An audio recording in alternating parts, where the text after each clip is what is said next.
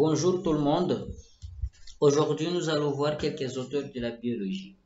Premièrement, nous avons Antoine van Leeuwenhoek, né le 24 octobre 1632 à Delft, mort le 26 août 1723 à Delft.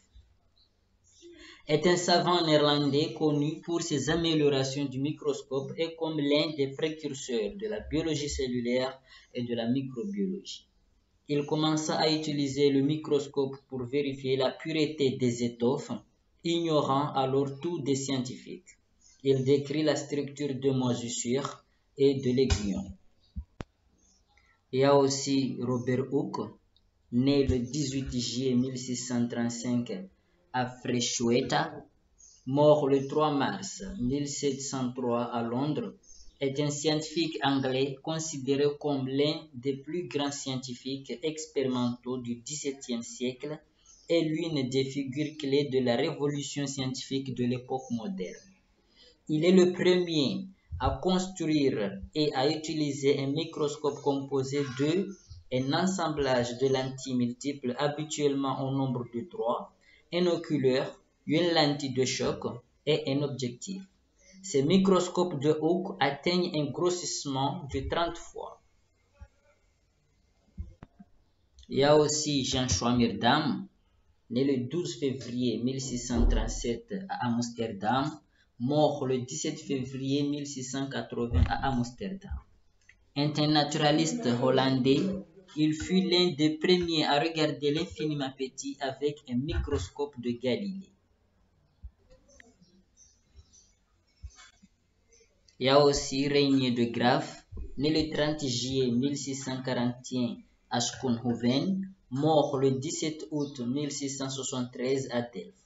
Est un médecin et anatomiste, travailla sur l'ovule et trouva que les vivipares aussi naissent d'un œuf. Il y a aussi Francis Harry Compton Crick, né le 8 juin 1916 à Weston Favell en Angleterre, mort le 28 juillet 2004 à l'hôpital de l'Université de San Diego.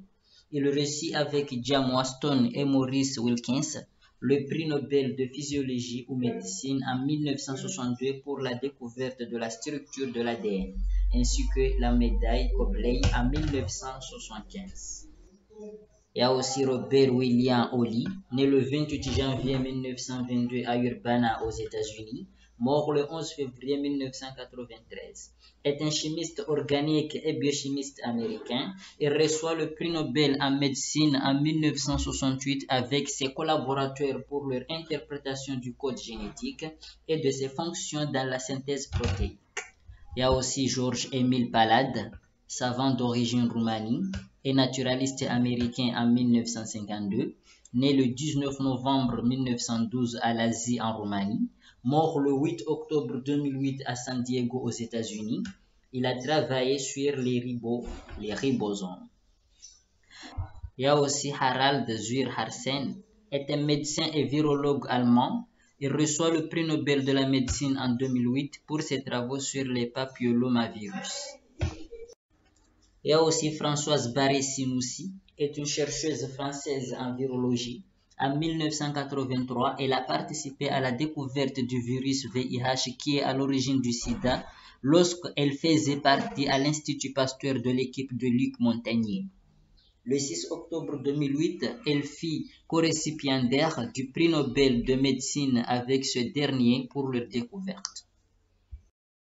Il y a aussi John Gurdon, est un biologiste moléculaire britannique. Il est co-récipiendaire du prix Nobel de la physiologie ou de médecine 2012 avec Shinya Yamanaka pour la découverte de ce que des cellules matures peuvent être reprogrammées pour devenir pluripotentes. Il y a aussi Theodor Schwann, est un physiologiste allemand. Il contribua de la théorie cellulaire, travailla à la découverte des cellules de Schwann du système nerveux périphérique. Il découvre des pepsines et invente le terme métabolisme. Il travailla à la découverte de la levure et des candidoses. Il y a aussi Caspar Fritz Wolff, est l'un des fondateurs de l'embryologie. En 1759, Wolff décroche son doctorat en médecine à l'université de Halle grâce à sa thèse intitulée Théorie à génération dans laquelle il avait remis au bout du jour et soutenu la théorie de l'épigénèse avancée auparavant par Aristote et William Harvey. Cette thèse s'articule autour de 3 parties, le développement végétal, le développement animal et les questions théoriques. Il y a aussi Claude Bernard, né le 12 juillet 1813 à Saint-Julien, mort le 10 février à Paris, était médecin et physiologiste français, considéré comme le fondateur de la médecine expérimentale. Il en a en particulier laissé son nom au syndrome de Claude Bernard-Horner. On lui doit les notions du milieu intérieur et d'homéostasie, fondement de la physiologie moderne. Il y a aussi Arthur Kornberg, né le 3 mars 1918 à New York City, mort le 26 octobre 2007 à Palo aux États-Unis, est un médecin et biochimiste américain. Il obtient en 1959 le prix Nobel en psychologie-médecine avec Severo Ochoa pour la découverte du mécanisme biologique de la synthèse de l'ADN. Il est le père de Roger Kornberg, lauréat du prix Nobel de la chimie en 2006. Il y a aussi James Dewey Watson, né le 6 avril 1928 à Chicago, est un généticien et biochimiste américain co-découvreur de la structure de l'ADN et dont la personnalité portait à polémique. Il a obtenu le prix Nobel de physiologie ou médecine en 1962 pour cette découverte. Il y a aussi Paul Hermann Müller, né le 12 janvier 1899 à Hautlemp, mort le 12 octobre 1965 à Bâle, est un chimiste suisse, lauréat du prix Nobel de physiologie ou médecine de 1948 pour sa découverte de la haute efficacité du DDT comme un poison de contact contre différents anthropoïdes. Il y a aussi Johannes Peter Miller, né le 14 juillet 1801 à Koblenz, mort le 28 avril 1858 à Berlin, est un médecin psychologiste, étiologiste et professeur d'anatomie comparée allemand. Ses recherches en physiologie portent notamment sur la voix et l'audition. Il étudie aussi sur les propriétés de la lymphe, de la chyle et du sang.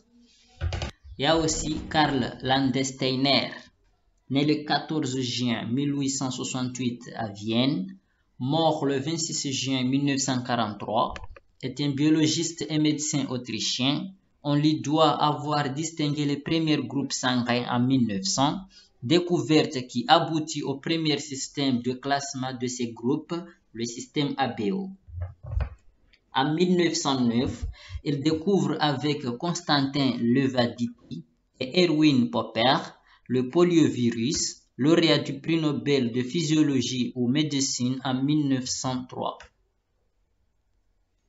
En 1940, il découvre avec Alexander Solomon Wiener le facteur rhésus qui permettra de réaliser des transfusions sanguines de plus en plus sûres pour le receveur. Il y a aussi Charles Darwin, né le 18 février 1809 à Shrewsbury, mort le 19 avril à Down, est un naturaliste et paléontologue anglais dont les travaux sur l'évolution des espèces vivantes ont révolutionné la biologie avec son ouvrage de l'origine des espèces, paru en 1859.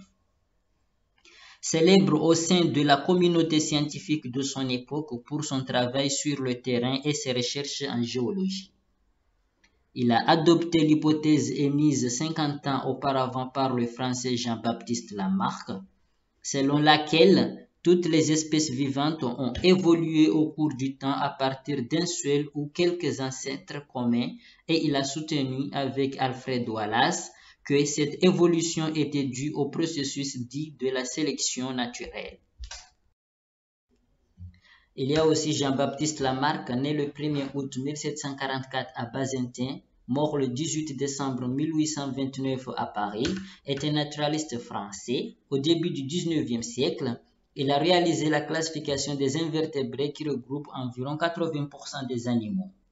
Il est l'un de ceux qui ont pour la première fois utilisé le terme de biologie pour désigner la science qui étudie les êtres humains. Il est aussi le premier à proposer une théorie naturaliste, matérialiste et mécaniste des êtres vivants à partir de laquelle il élabore une théorie de leur évolution. Sa théorie transformiste est fondée sur deux principes. La complexification croissante de l'organisation des êtres vivants sous l'effet de la dynamique interne propre à leur métabolisme et leur diversification ou spécialisation en espèces à la suite d'une adaptation à leur milieu, de leur comportement ou de leurs organes. Il y a aussi Max Taylor, né le 30 janvier 1899 à Pretoria, mort le 12 août 1872 à New Haven, est un médecin américain d'origine sud-africaine. Il obtient le prix Lasker en 1949 et le prix Nobel de physiologie en 1951. Il devient ainsi le premier Africain lauréat du prix. Et enfin, il y a Alexander Fleming, né le 6 août 1881 à Derven, mort le 11 mars 1955 à Londres.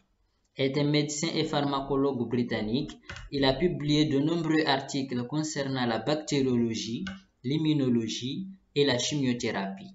Ses découvertes les plus connues sont celles de l'enzyme isozyme en 1922 et celle d'une substance antibiotique appelée pénicilline qu'il a isolée à partir du champignon Penicillium notatum en 1928, découverte pour laquelle il a partagé le prix Nobel de physiologie ou médecine avec Howard Walter Florey et Ernst Boris Chen en 1945.